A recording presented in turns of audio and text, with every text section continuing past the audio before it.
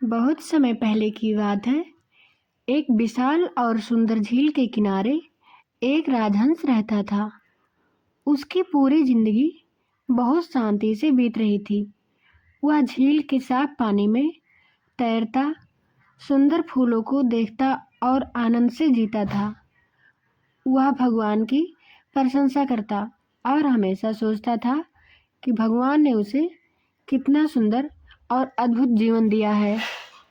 एक दिन राजहंस भगवान से मिलना चाहता था और उसने अपनी प्रशंसा व्यक्त करना चाहता था।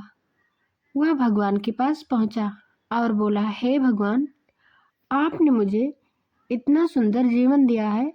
मैं आपका बहुत आभारी हूँ कि आपने मुझे एक सुंदर पंख और प्यारी आवाज़ और सुंदर झील में रहने का स्थान दिया है।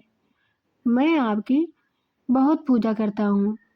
भगवान मुस्कुराए और बोले, राजहंस, मैं जानता हूँ कि तुम बहुत आभारी हो, लेकिन तुम्हारे जीवन में कुछ और है जो तुम्हें समझना चाहिए।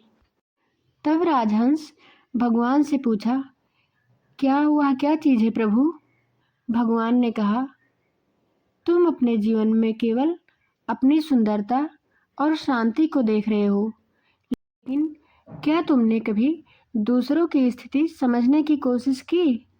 क्या तुम जानते हो कि दूसरों की जिंदगी कैसी है? राजहंस को समझ में आ गया और वह केवल अपनी जिंदगी पर ध्यान दे रहा था और दूसरों के जीवन को नज़रअंदाज कर रहा था। भगवान की बातों को ध्यान से सुनकर उसने निर्णय लिया कि वह अब अपनी सुंदरता पर गर्व नहीं करेगा, बल्कि दूसरों की मदद करेगा। कुछ दिन बाद झील के किनारे एक भूखी गाय आई। वह राजहंस के पास पहुंची और बोली, कृपया आप मुझे कुछ खाने को दे दीजिए, मुझे बहुत भूख लगी है।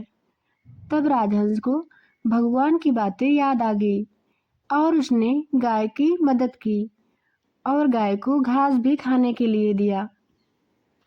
गाय ने कहा, तुम बहुत दयालु हो, भगवान तुम्हें आशीर्वाद दे। राजहंस ने अब महसूस किया कि सच्चा आभार तो कृतज्ञता से होती है। ना हम केवल अपनी खुशी में जीते हैं, बल्कि दूसरों की मदद करते हैं और उनका दुख समझते हैं। इस कहानी से हमें यह सीख मिलती है कि भगवान ने हमें जो भी दिया है उसका आभार तभी होता है जब हम न केवल अपनी खुशियों में बल्कि दूसरों के दुख और दर्द में भी साझीदार बने और उनकी मदद करें।